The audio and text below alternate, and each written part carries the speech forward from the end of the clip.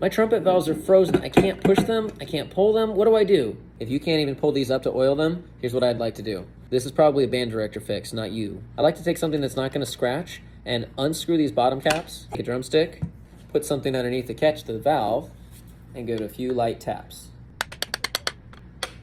There it goes. From there, we want to clean off any old oil that may be on the valve casing. Apply a light layer of one type of oil to the silver part right here, not the spring. That doesn't help. Check that you have the correct number. This is number 1. It's going to go in valve number 1. This thing's still really sticky. On some of these horns that haven't been played all summer, it's going to take a little bit of work. On this horn, the number 1 faces towards the mouthpiece. I can spin it and feel it click into place, and then I'm going to screw and make sure I don't cross thread.